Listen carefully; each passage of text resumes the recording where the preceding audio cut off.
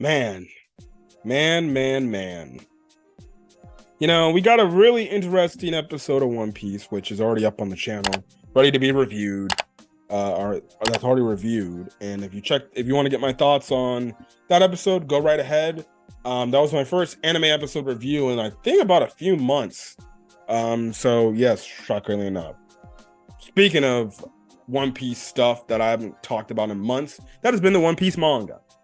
Now, again, like I said, I would only do manga chapter reviews occasionally based on how interesting a chapter is or what comes out of a chapter that it's something that I just need to talk about. And lo and behold, we get Void Century stuff. Now, we don't get any Void Century flashbacks, but we get Void Century mentions and revelations at hand. And oh my god, I think we're finding out how Cobra ended up getting the bucket kicked. Because it's always the thing with the world government. You know too much information, well, we're just gonna have to off you for that. So now it's leading up to the fact that we more than likely know that definitely 100% Sabo was framed by the world government that, oh, he's the one that killed Cobra, when in reality it was either Emu or one of the Gorosei or five elders that killed Cobra, and Sabo was right then and there, because we know Sabo went to the room with the one chair and definitely saw Emu. So let's get to this chapter, ladies and gentlemen, because I have a lot to speak about this chapter with what the hell we got in this freaking chapter. So the cover page art is of all the One Piece girls, not every One Piece girl we've seen in the series, but some of the more prominent ones. Like we see Julie Bonnie, Rebecca, Sugar, Nami, Vivi, which I'll get to in a second, Shirahoshi, I think Toshigi I see, Hancock, Robin, Koala, Carrot, Perona. Ulti is surprisingly enough in this. I don't know why they put Ulti. Okay. Otama, Yamato's in it, and then Reiju's in it too. So this is again chapter 1084, titled The Attempted Murder of a Celestial Dragon. Now, we see Sabo taking down some Marijois guards and ends up running into Juribani. So Sabo ended up running into Juribani, and they actually know each other somewhat well, and they also know that, okay, and Sabo also knows that Juribani is the daughter of Bartholomew Kuma, which, if you haven't been keeping up, which I've been keeping up, the whole egghead stuff, yada, yada, yada. I'm not really going to talk about things that happened in the past, but I am liking what I'm getting from the chapter, and things like that. So, yeah. Anyways, they're just kind of talking and everything. Bonnie pretty much trusts the Revolutionary Army to take care of her father, because they're things. Anyways, they get the keys. Obviously, Sabo gets the keys. He tells Karasu, listen, here, take the keys, find Kuma, unlock him, and so we can take him back and our mission can be done. And pretty much Karasu's like, okay, Sabo, what about you? And Sabo's like, listen, I got some business I got to take care of. There's something I need to do.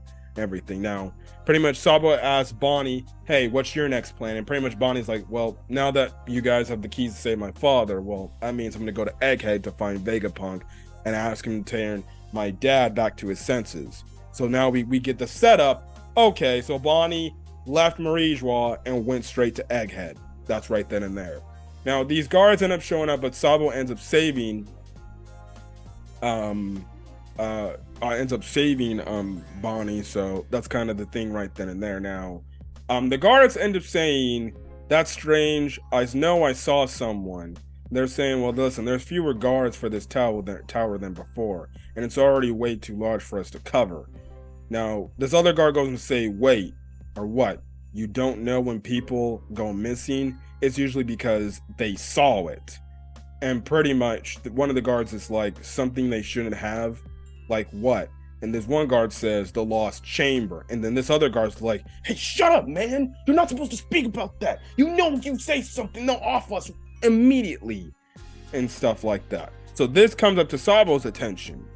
Anyways, Sabo takes Juribani outside. She thanks him, and pretty much Sabo points Egghead in the direction Juribani's at, and pretty much says, Egghead's in the new world, but we're headed to see in the opposite direction. But best of luck to you.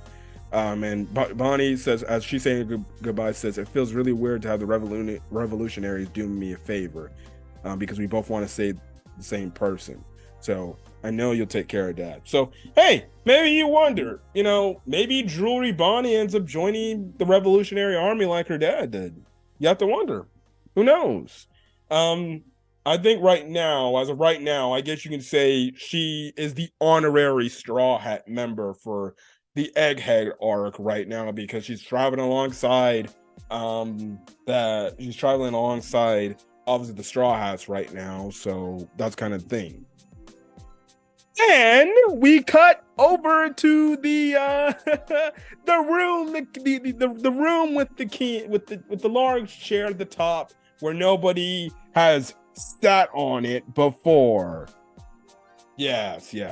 And we have Cobra talking before the 5 elders, or the Gorosei, whatever you want to call it, same things. Now, the Gorosei pretty much ask Cobra, they're like, okay, Nefeltari Cobra, what has it, that you want to talk to us, that you need to bring to our attention? So Cobra goes on and say, oh yes, where should I start? You see, the world government, known today, began about 800 years ago, when it was created by a group of 20 kings. As the newly styled creators of the world, they moved here to Marijois with their families, where they became known as the Celestial Dragons, and have ruled over the world for 8 centuries since then. Amongst themselves, the 20 kings have always been equals, and to prevent one from ruling over the others as a dictator, they created the empty throne and placed 20 weapons around it to symbolize their oath to never claim that seat. Cobra then goes on to say, in the 20 kingdoms that had lost their royal families, new kings were chosen whose rule continued to this day. For example, use Dressrosa. The Don Quixote family left the Dressrosa kingdom so they could be the Celestial Dragons. That's when the Riku family pretty much became the new kings, the new rulers of, obviously, Dressrosa. So technically, in a way, Doflamingo owns Dressrosa, because he is a Don Quixote. He's a Celestial Dragon. Technically speaking, that is his kingdom, or his rightful kingdom to own. But obviously, it's not really in his possession anymore, but I digress. Anyways, Cobra goes on with his statement saying, therefore, the first 20 dynasties' names are no longer found in the lands from where they came. But Alabasta is different. It's the monarch at that time was Queen Lily of the Nefeltari dynasty, and was counted among the first 20, but she did not become choose to become a Celestial Dragon. Now, we do get a silhouette image of what Queen Lily looks like. If you zoom in, she looks similar to that. It looks like her face looks similar to that of Vivi. And her hair looks similar to that of Vivi. Who knows? When this scene happens in the anime, and they color her, and they don't black her out like crazy, and they maybe show some coloring palette, okay, then we'll see. Now, Cobra continues on with a statement. Now, first things first. You see, they do cut at a point at almost all the all the Gorosei faces, and they're just like,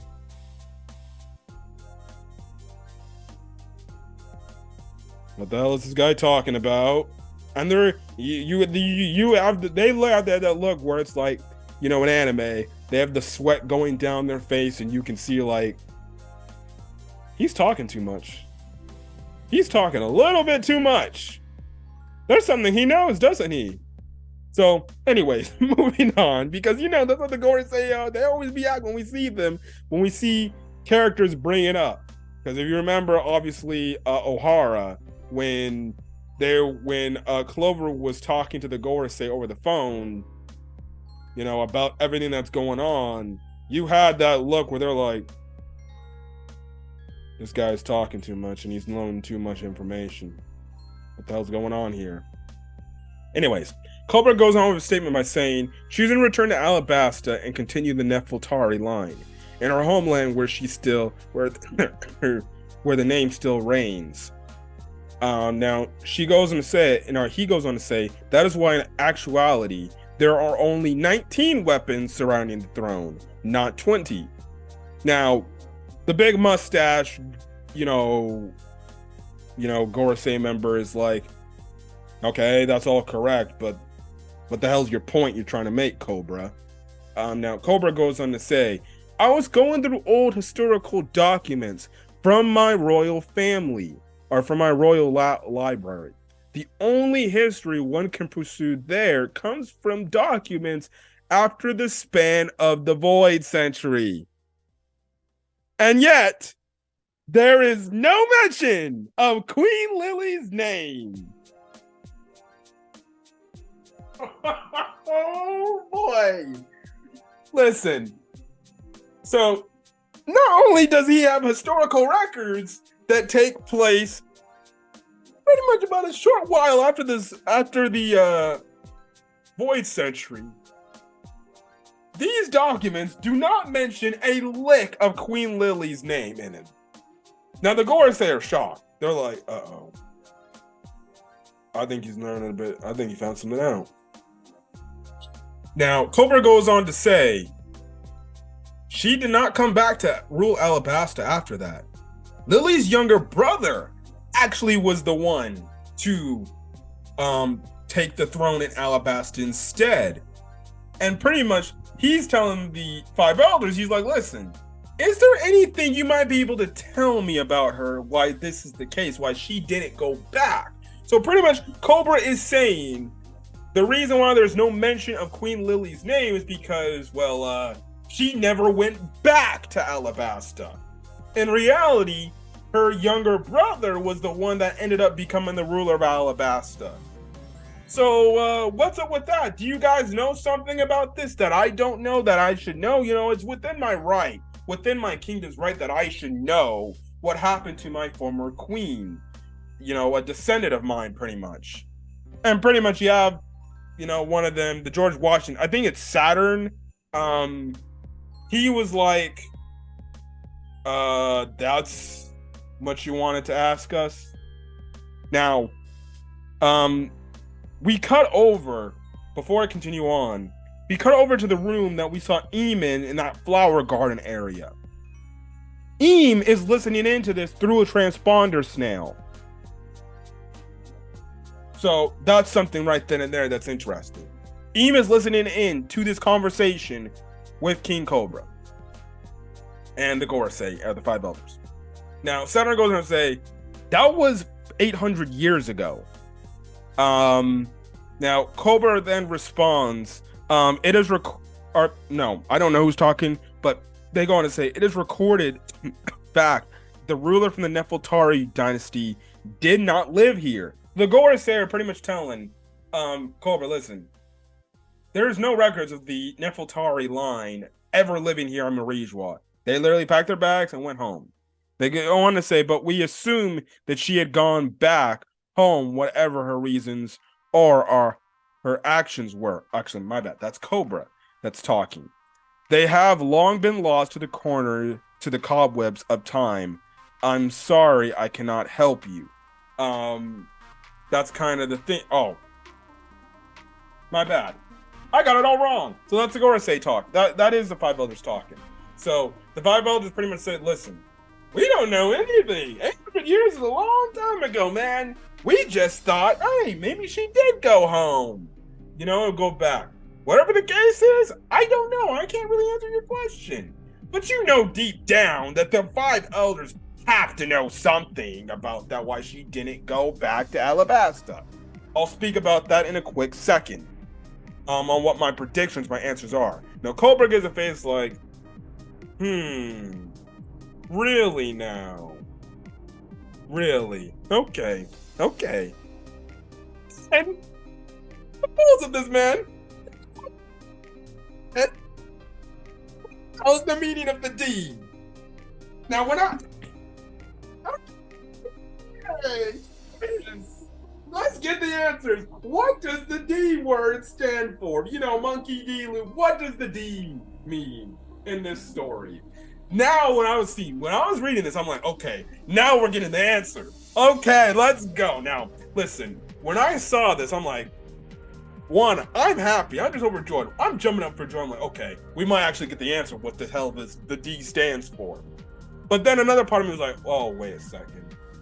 I don't think Cobra should be bringing this shit up. Now, when he freaking said that, I'm like, oh, yeah, he's dead on arrival. Because you know the Gorosei are like, he just asked the word for D.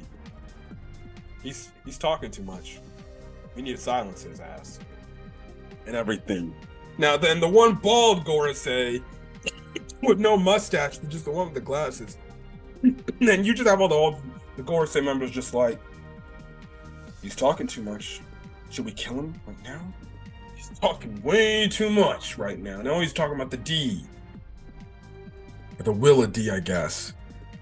Then again, the bald one with the glasses like, and he gives his pissed off look. He's like, why the hell do you want to know about that?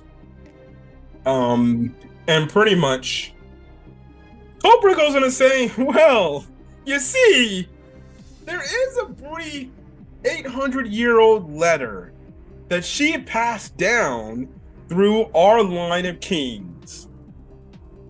So, hold on.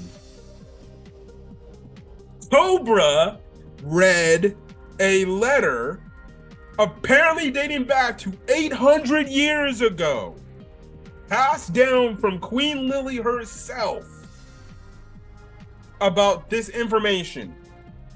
And when one of the Gorosei, the big mustache one that looks like Dawnfall's brother, shocked and everything. And when he said that, I'm like, okay, that's TMI, Cobra. You're giving away too much info. Because now, you know that Gorosei is like, we need to find this 800-year-old letter. And we need to confiscate that and maybe burn that shit so nobody finds out what the hell that meaning is. So, that's the thing. In the meantime, we cut over back to the courtyard in Marijois, and we see Shirahoshi is yet again trying to be captured by Charlos. You see, this guy didn't learn the first time. And clearly he thinks he can try to get away with stone cold murder, huh? So this guy didn't learn anyways. Anyway, Shirahoshi's brothers try to do something about it, but they can't. But then obviously, Charles is order Uma take care of the brothers and handle this. Then you have it to where Sai is pretty much asking Miyosugard, who's the guy that punched Charles, like he's like, Miyosugard, can I get involved? And pretty much Miyosugard pretty much says, okay, yes you can. Listen, I'll take the fall for this. This is my responsibility. So this is probably the incident that got Miyosugard captured by the God's Knights and why he's put on trial. Because if you remember a few chapters ago, it was revealed that Miyosugard was put on trial because he was captured by the God's Knights. So it wasn't because when he initially punched Charlos. Maybe that was a warning. And they're like, don't do it again, otherwise than me. This was probably the incident that got him captured, and now he's on trial for what he did. Things like that. So, yeah. Anyways, you have it to where Sai and Leo, they get involved. They beat the ever-living hell out of Charlos and pretty much save Shirahoshi from getting captured by Charlos. But then you have it to where the revolutionaries come in, they freaking grab Kuma, and then they freaking dip. So, yeah, that's kind of where that goes. Weird cutaway, but it is what it is. Then, the chapter ends off as we cut back to what's going on in the empty throne room. Then all of a sudden, we see Eam walking up the stairs. The 5 elders are like, Great Eam, what are you doing here?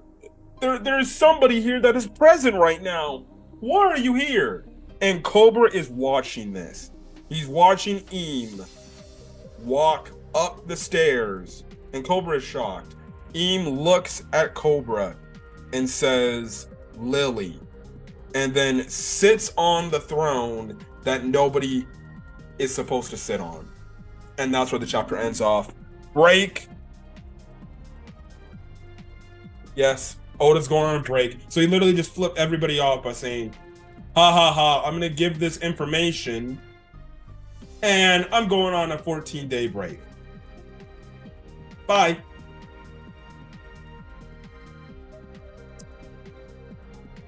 Ladies and gentlemen of the jury, One Piece fans alive.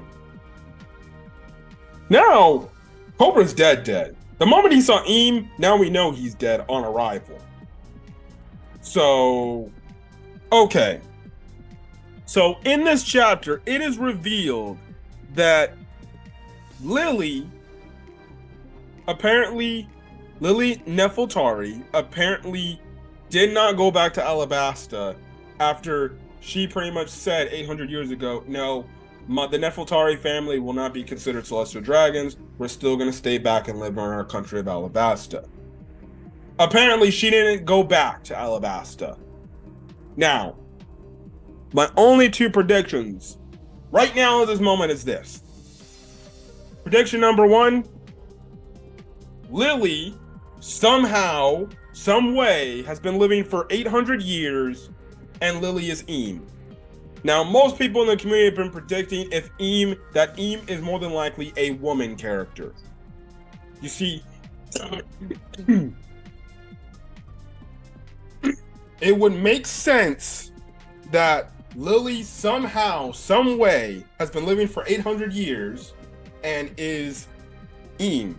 Because if she never returned to Alabasta, the only other place she could be at is Marizwa. She maybe stayed there and she was like, why rule over just a country when I could just rule over the entire world? And maybe Queen Lily wasn't a good person. Maybe she ultimately was a bad person. And she just or I wouldn't say a bad person, but a power-hungry individual that just wants it all. So, Eam could very much be Lily. Now, you ask the question, well, how the hell is Lily alive? If it's Lily, how is she alive? 800 years is a very long time. Now, we know people can live over the years of 100. Look at Dr. Correa. She's like over 100 years old. And things like that. Now, the only reason, if it's Queen Lily and the fact that she's alive for this long, is this. She's somehow immortal. My only guess is this. Maybe she got the immortal surgery done on her. Whoever was the user of the Opnomy at the time, maybe 800 years ago, did the immortal surgery, and she's immortal, so she can live forever. And if she is Eam, she can live forever, and guess what? She doesn't have to give her the power because nobody knows about her. And she could just be ruling pretty much as an individual that is blind to everybody, but deep down, she's the one pulling the strings over everything, and she's giving the orders. That could be the thing. So, that's my guess. And that's honestly my best prediction. I think after reading the chapter, to me, it makes sense that Eam would be Lily. Because who else would it be? Unless Oda pulls a rug under us and it's a bait and switch type of thing and it's actually something completely different. But right now, the cards are leading up that Eam is Queen Lily of Alabasta right now. So that could be the case. I don't know. But we'll find out. My second prediction is if Lily isn't Queen, if Queen Lily isn't Eam, my only other prediction is this. Maybe she was against what the world government was doing and didn't appreciate what the world government was doing, and the world government didn't like that, and they're like, "Oh, you don't like that? You don't want to be a part of us?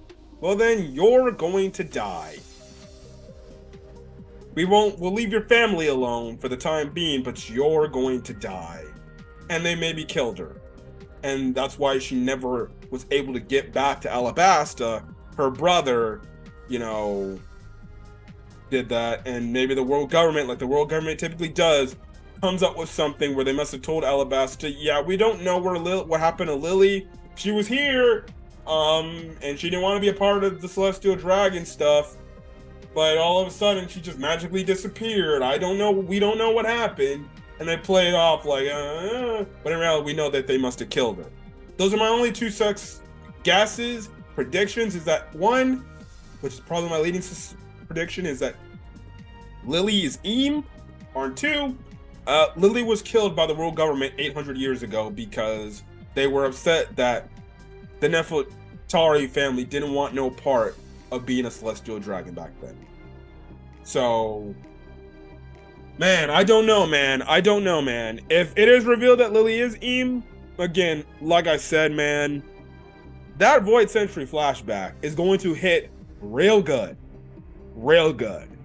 And I'll be smoking my Void Century backstory pack. When that whole stuff is revealed, we get the full backstory of the Void Century, of how the world government went up against the unnamed kingdom, and how they took over and how they won, and things like that. And again, maybe it's because that the world government got a hold of one of the ancient weapons, which, you know, the being that took out the Lucia kingdom right then and there. I didn't talk about that chapter, you know.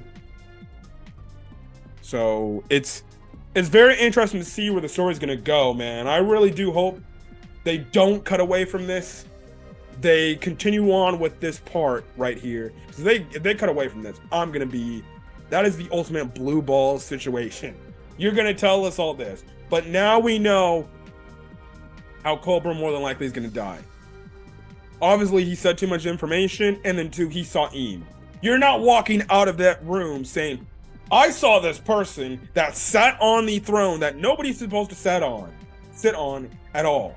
It's supposed to be an empty throne where it shows that there's no true ruler. Once Eam showed up, Cobra's dead. And the bad part is he's using a wheelchair, so he can't get up out of there. He can't run. So it's absolutely crazy. And like I said, the world government ain't gonna let this guy walk out or wheel out in his wheelchair out of the freaking room and say, listen, don't say a word of this to anybody. Please. You know, Cobra would probably be saying stuff to people and saying, this is all a freaking lie. We are being played for a fool. And I think Cobra probably knows, oh shit, we are all being played for fools. We think that there's nobody ruling the entire world and this is a joint thing. No, it ain't. And they probably kill him. They more than likely kill him because he found out too much information. And obviously with the fact that he saw Eam, oh, he's dead on arrival. The moment I saw Eam step in, I'm like, okay, now it makes more sense why he was killed. It wasn't to the fact that he was talking a lot and he was testing the knowledge of the elders. When I saw the chapter and I saw Eam walk in, I'm like, oh yeah, he's dead. He's dead on arrival.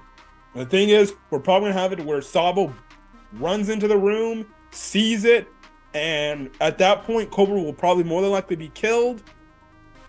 The thing is, somehow there'll be a picture taken, and it'll look as if Cobra or Sabo killed Cobra, but in reality, it was Eam and the 5 elders that more than likely killed him. So yeah, I don't know in the next chapter if we're going to get an Eam reveal. If we get an Eam reveal on who Eam really is, I would be shocked, because I feel like that would be something that's like saved, like end game One Piece, like final arc One Piece, where we would get that reveal. Our backs are like you know, Void Century backstory. That's when we get that revelation. But if we get next chapter, hold on to your butt seats. I might be able to be back here next week and talk about this. But I think regardless, however the chapter goes, when we come back off the break, I need to talk about it. But great One Piece chapter. We got Void Century lore in terms of stuff, and we might potentially get an Eam reveal. So put in the comment section your thoughts on this chapter. Who do you think Eam is? What do you think happened to Queen Lily? Do you think she died? Do you think she's Eam? Stuff like that. One Piece is getting crazy. Not only in the anime, but this manga, man. Oh my god.